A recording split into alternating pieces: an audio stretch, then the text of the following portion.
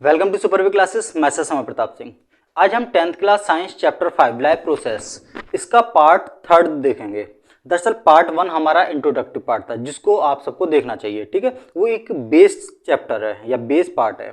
इसके अलावा पार्ट 2 में हमने न्यूट्रिशन देखा था, न्यूट्रिशन और उसके सारे टाइप्स देखे थे। और पार्ट 3 में हम देखेंगे फोटोसिंथेसिस, ठीक है, जो कि न्यूट्रिशन का एक टाइप है। इसके अलावा हमारे जो आगे टाइप्स आएंगे उसमें हम डाइजेस्टिव सिस्टम वगैरह देखेंगे, ठीक है ना। और इस तरह से ये न्यूट्रिशन हमारा कंप्लीट हो जाएगा। तो देखिए ये फोटोसिंथेसिस होता क्या है। नॉर्मली अब तक जो डेफिनेशंस आप पढ़ते आए होंगे हाई स्कूल से पहले 9th 8th वगैरह में, वो एक नॉर्मली डेफिनेशन चलती थी जो कि क्या थी आपकी, photosynthesis is a process in which plant make their on food. ठीक, ये डेफिनेशन नॉर्मल चलती आ रही थी। मतलब फोटोसिंथेसिस एक प्रोसेस है जिसमें खाना अपना वो खुद बनाते हैं। ठीक, अब हाई स्कूल है तो इसमें थोड़ा डिटेल हो जाएगा, ठीक है ना। और कुछ एमसीक्यू क्वेश्चन भी आते हैं इसमें से, तो उस लेवल की भी तैयारी हमें करनी है। तो इसकी हम डेफिनेशन थोड़ा डिटेल में लिखेंगे। ठीक, तो कैसे लिखेंगे।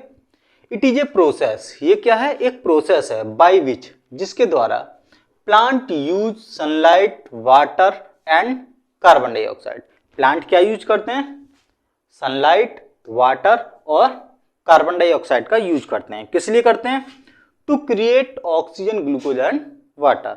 ऑक्सीजन ग्लूकोज और वाटर का यूज करते हैं। देखो इसका हम जो समीकरण है, इक्वेशंस है, वो इसको इस तरह से लिख सकते हैं, CO2 H2O और सनलाइट का यूज हो रहा है और क्या बनना है हमारा, ग्लूकोज वाटर और ऑक्सीजन बन रही है। और ये जो एरो का तीर है ये दिखाता है कि ऑक्सीजन बन के हमारी बाहर निकल रही है। अब इसको समझते हैं एक प्रोसेस होती कैसे है। देखो ये हमारा कोई भी नॉर्मल ट्री है, ठीक है। पेड़ पौधे जो होते हैं उनकी जो लीव्स होती हैं उनमें ये हमारा फोटोसिंथेसिस प्रोसेस होता है, ठीक है, अधिकांश रूप से। अब होता क्या है कि जमीन में से वो क्या लेते हैं, H2O पानी लेते हैं, और पानी जाइलम द्वारा होते होते कहाँ तक आ जाता है, लीफ तक आ जाता है।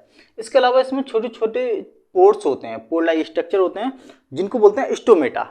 और उन स्टोमेटा में से क्या होता है कि जो हम लोग कार्बन डाइऑक्साइड छोड़ते हैं CO2, वो कहाँ होता है, स्टोमेटा के द्वारा अंदर एंटर कर जाती है। और यहाँ से क्या आया था, वाटर आया था, तो CO2 भी पहुंच गई, वाटर भी पहुंच गई। इसके अलावा सनलाइट पड़ती है, ठीक है, सनलाइट पड़ेगी इस पर।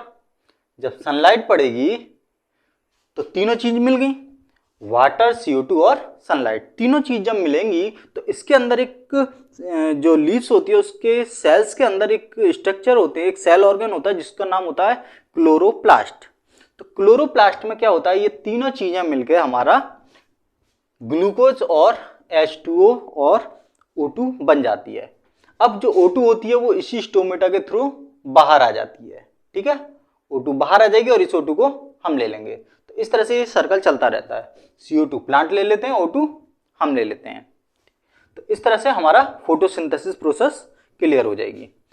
अब देखो होता क्या है कि ये जो फोटोसिंथेसिस जितना सरल मैंने बताई है, इतनी सरल, ये बहुत ऊपरी ऊपरी बताया है। अब इसका पूरा प्रोसेस बताना है कि ये होती कैसे है। इसको नॉर्मली 2 स्टेप में कन्वर्ट करके ही हम चलेंगे, ठीक है। 2 स्टेप में ये लाइट रिएक्शन और डार्क रिएक्शन जो होती हैं, इन 2 स्टेप में हम इसको बांट देंगे और फिर इसकी डिटेल में देखेंगे। पर डिटेल देखने से पहले कुछ छोटी छोटी बातें हैं जो पता होना चाहिए फोटोसिंथेसिस से रिलेटेड। वो कौन सी हैं, ये इस ब्रैकेट में दे रखी हैं। अब इस चीज को आप अलग से नोट करना है, इसके नीचे इसके टाइप नोट, इसके जो स्टेप्स हैं वो नोट कर लेना, इसको थोड़ा अलग से ही नोट करना है। तो देखो क्या क्या चीजें, वो छोटी छोटी चीजें जो हमें पता होनी चाहिए। देखो पहला है, inside the plant cell are small organs called chloroplast. मतलब जो प्लांट सेल्स होती हैं उनकी लीव्स के अंदर एक सेल ऑर्गन्स पाया जाता है जिसको हम क्या बोलते हैं, क्लोरोप्लास्ट बोलते हैं। अब ये क्लोरोप्लास्ट क्या होता है, तो देखो इसको थोड़ा मिटा देते हैं, इसका स्ट्रक्चर यहां बना लेंगे, ठीक है। देखो ये डबल मेम्ब्रेन स्ट्रक्चर होता है, 9th क्लास में इसका डायग्राम भी बनाया होगा आपने, ठीक है। सेल का डायग्राम, क्लोरोप्लास्ट का डायग्राम, ये आपके पेपर में भी आए होंगे। माइटोकॉन्ड्रिया, ये 3 ही ज्यादा मेन आते हैं, क्लोरोप्लास्ट, माइटोकॉन्ड्रिया और सेल। तो इस तरह का ये हमारा एक क्लोरोप्लास्ट होता है, यही जिम्मेवार होता है फोटोसिंथेसिस के लिए।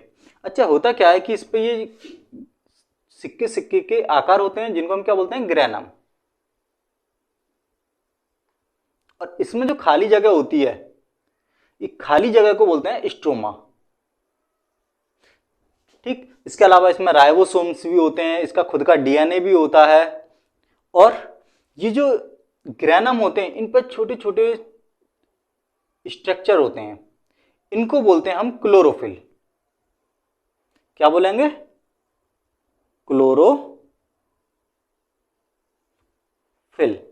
क्लोरोफिल क्या होता है, असली चीज ये क्लोरोफिल ही होती है। क्लोरोफिल ही खाना बनाने में हेल्प करती है, यही ग्रीन कलर को प्रोवाइड कराती है। जो पत्तियों का जो हरा कलर होता है, ग्रीन कलर होता है, वो इस क्लोरोफिल की वजह से ही होता है। और इनकी संख्या लगभग लगभग 250 के आसपास होती है, 230 से लेके 250 के आसपास रहती है एक ग्रेनम में। तो ये हमारा क्या हो गया, क्लोरोप्लास्ट क्लियर हो गया, जो लीव्स में पाया जाता है फोटोसिंथेसिस के लिए जरूरी होता है। अब chloroplast has many chlorophylls which is responsible for green colour. ये जो लीव्स का ग्रीन कलर होता है ये किसकी वजह से होता है, ये होता है हमारा क्लोरोफिल की वजह से। और क्लोरोफिल कहाँ पाया जाता है, क्लोरोप्लास्ट के ग्रेनम में पाया जाता है। ठीक है, लगभग लगभग हर ग्रेनम में इसकी संख्या 250 के आसपास होती है।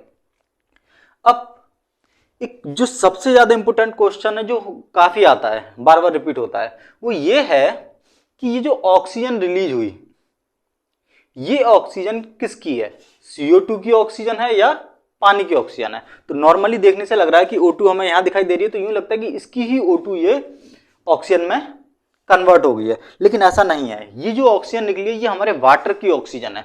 पानी में जो ऑक्सीजन यूज होती है, ये वाली ऑक्सीजन हमारी किस में गई है, ऑक्सीजन के रूप में कन्वर्ट हुई है। ठीक है, तो देखो O2 ऑब्टेन फ्रॉम H2, ये जो O2 है किससे मिलती है, हमें पानी से मिलती है, H2 से मिलती है। और जो CO2 है ये किस में कन्वर्ट होता है, ये ग्लूकोज में कन्वर्ट हो जाता है, C6H12O6 में कन्वर्ट हो जाता है। मतलब इसकी जो ऑक्सीजन है वो उसमें यूज हो जाती है।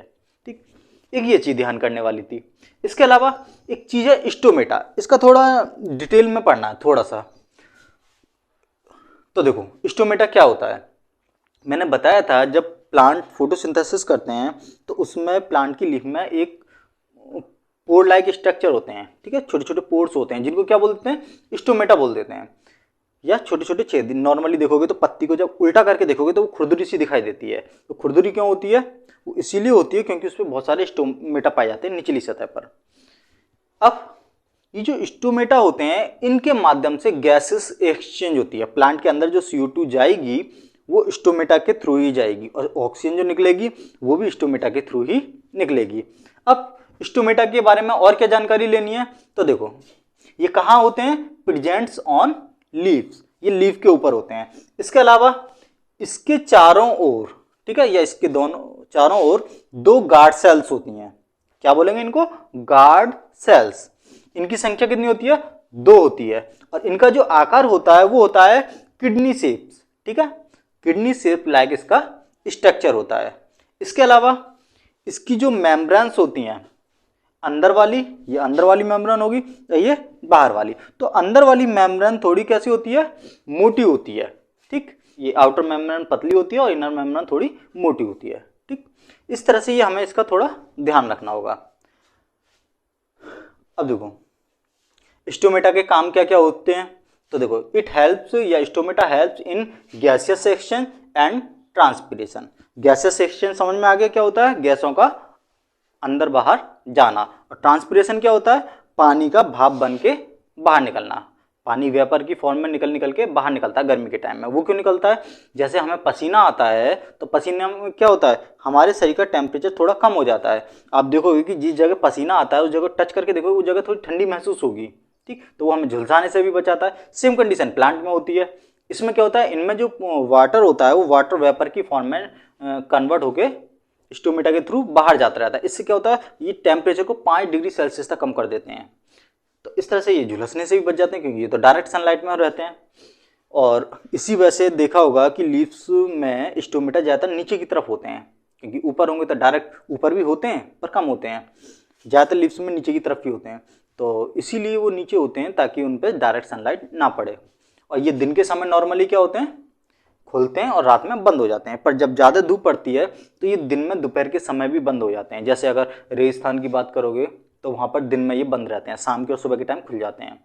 इसके अलावा वहाँ जो लीव्स होती हैं वो लीव्स कांटों में, स्पाइन में कन्वर्ट हो जाती हैं, ठीक है ना। उनमें ये लीव्स नहीं पाई जाती, कैक्टस वगैरह में वो इसीलिए नहीं पाई जाती क्योंकि वहाँ इतना ज़्यादा टेम्परेचर होता है कि उसमें फिर वाटर वेपर में बहुत ज़्यादा बदलेगा उनको बचाने के लिए। और जब वेपर में ज़्यादा बदलेगा तो क्या होगा, पानी ज़्यादा चाहिए तभी तो वेपर में कन्वर्ट होगा, और पानी वहाँ होता नहीं है। तो इस चीज़ को रोकने के लिए वहाँ लीव्स वगैरह किस में कन्वर्ट हो जाती हैं, स्पैन में कन्वर्ट हो जाती हैं। और वहाँ जो फोटोसिंथेसिस होता है वहाँ उसके स्टीम के थ्रू होता है, ठीक। तो ये हमारा था स्टोमेटा। अब इसके टाइप देखेंगे, ठीक है, या इसके चरण देखेंगे, कितने चरणों में ये पूरा होता है। टाइप तो नहीं बोलेंगे, ये बोल सकते हैं वो कितने स्टेप्स में पूरा हो रहा है ये फोटोसिंथेसिस। अच्छा, कुछ बच्चे को ये कन्फ्यूजन रहता है कि प्लांट O2 निकालते हैं या CO2 निकालते हैं। अब इस चीज़ को कंफर्म करने के लिए नॉर्मली अगर पूछा जाए बच्चों से तो वो बताएंगे कि प्लांट CO2 यूज करते हैं और O2 निकालते हैं। लेकिन सिर्फ इतना ही सच नहीं है, हालांकि ये सच है पर सिर्फ इतना ही सच नहीं है। दरअसल प्लांट O2 भी निकालते हैं और CO2 भी निकालते हैं। अब ये कैसे कैसे होगा इसको थोड़ा डिटेल में देख लेते हैं, ठीक है ना। ये थोड़ा हमारा इसके जो चरण हैं उससे थोड़ा सा अलग हटके टॉपिक है, पर ये पता होना भी जरूरी है। चलो इसको थोड़ा देखते हैं फिर आगे बढ़ेंगे। देखो, प्लांट दो चीजें करता है। कौन कौन सी चीजें? पहला रेस्पायरेशन और दूसरा फोटोसिंथेसिस।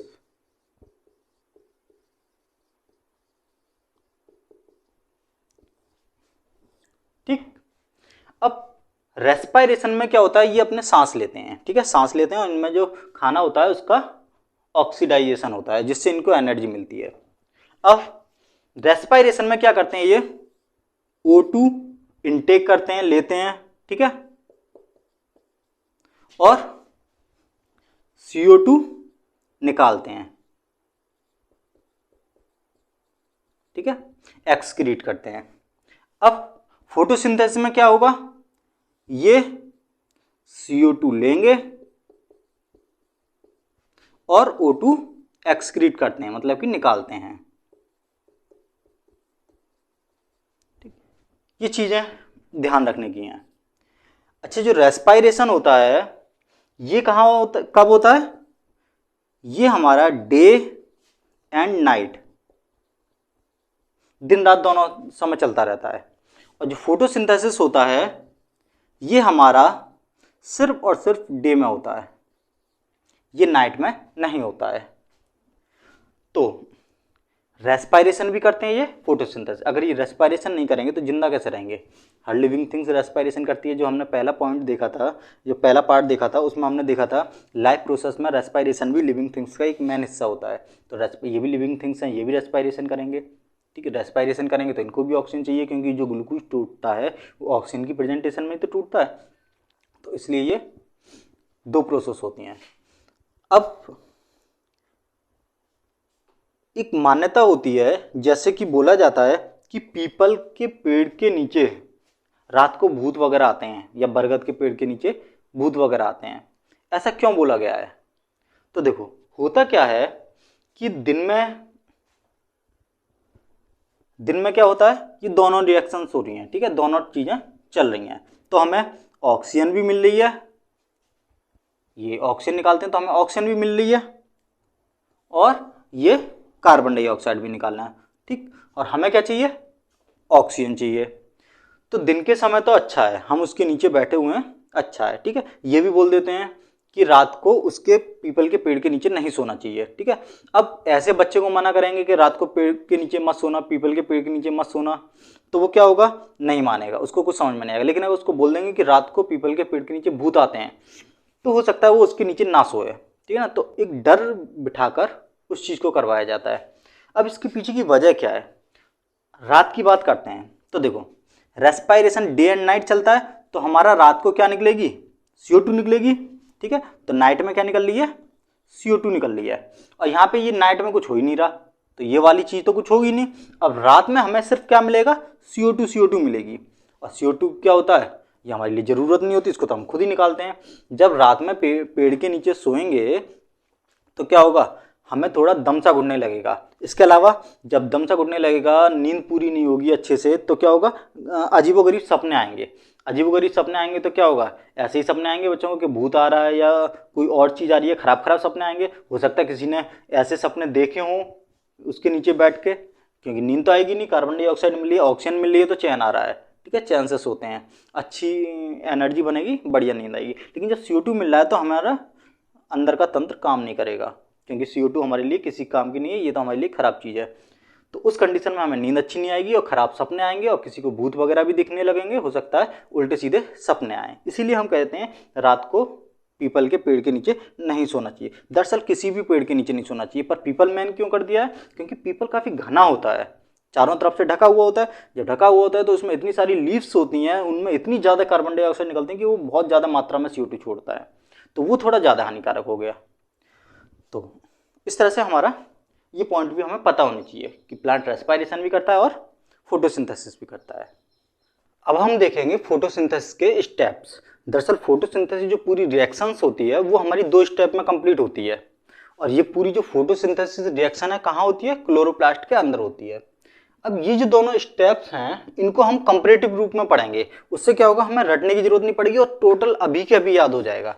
ठीक, तो उसके लिए एक काम करते हैं, पहले एक क्लोरोप्लास्ट बना लेते हैं, क्योंकि ये जो रिएक्शन होती है कहाँ होती है, क्लोरोप्लास्ट के अंदर होती है। तो पहले क्लोरोप्लास्ट बना लेते हैं।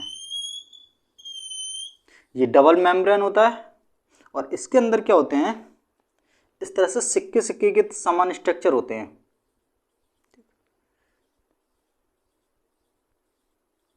इस तरह से, और इसके अंदर लिक्विड वगैरह भरा रहता है, और इसका खुद का DNA भी होता है, और राइबोसोम्स वगैरह भी पाए जाते हैं। ये इनर मेम्ब्रेन, आउटर मेम्ब्रेन। अच्छा, ये जो होते हैं ये होते हैं पूरा जो है ये क्या है, ग्रेनम है।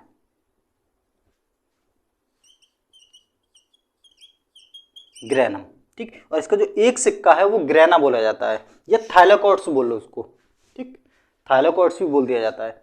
और ये जो खाली जगह है, लिक्विड जो है इसका, उसको बोलते हैं स्ट्रोमा। अब देखो इस डायग्राम की मदद से जब समझेंगे तो आसानी से याद होगा।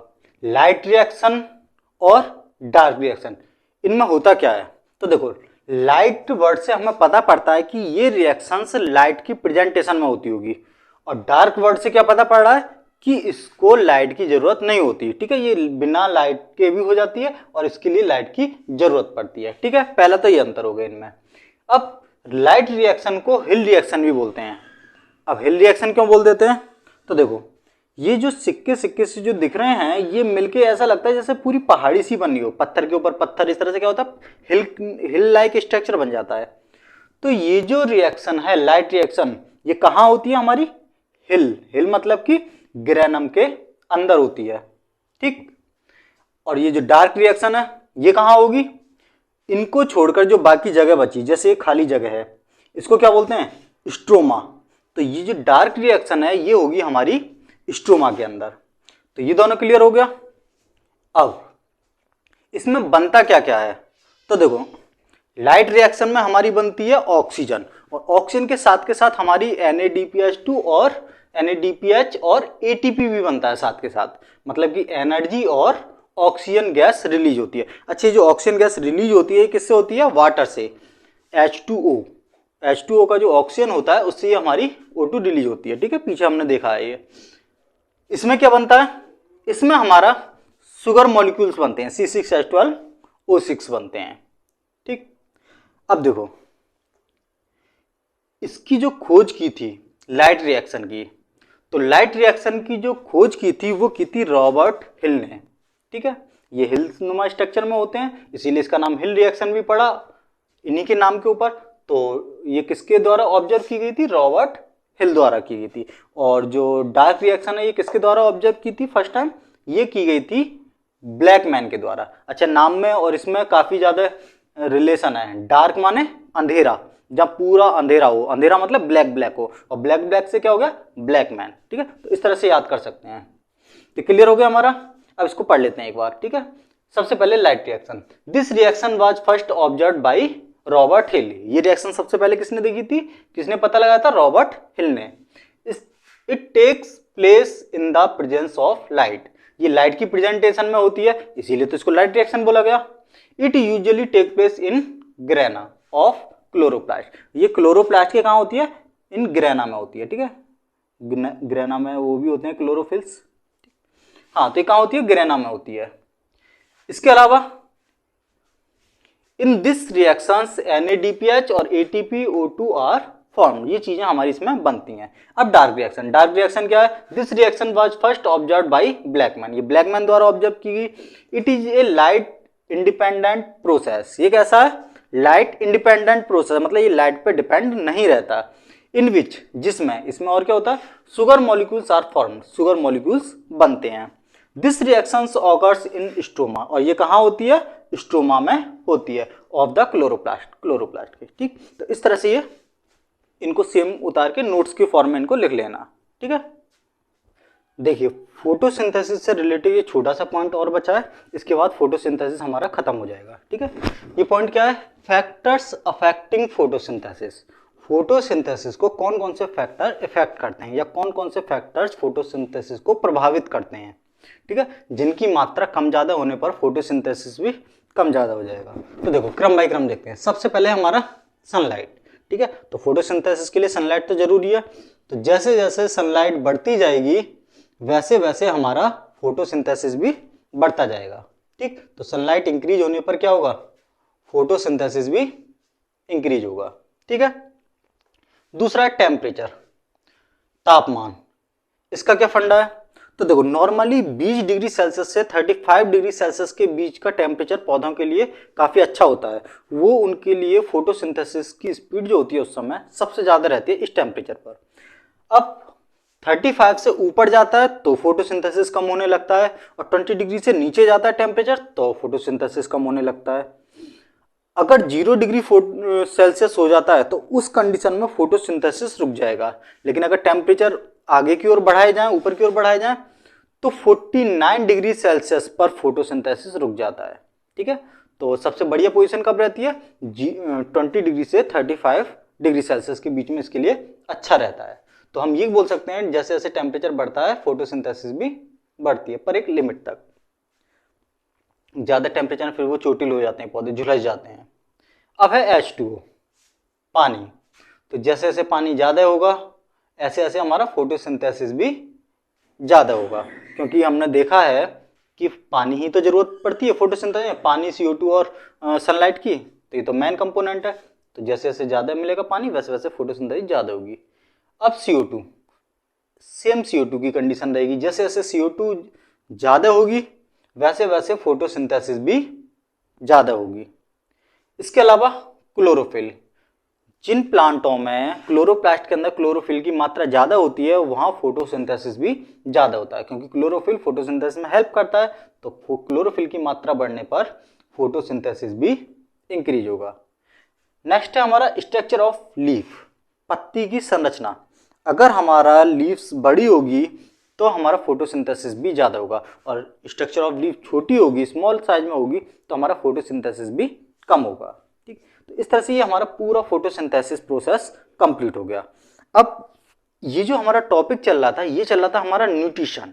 ठीक, अब न्यूट्रिशन में हमने अभी देखा है प्लांट का, अब हम एनिमल्स का और देखेंगे, और एनिमल्स में भी ह्यूमन का।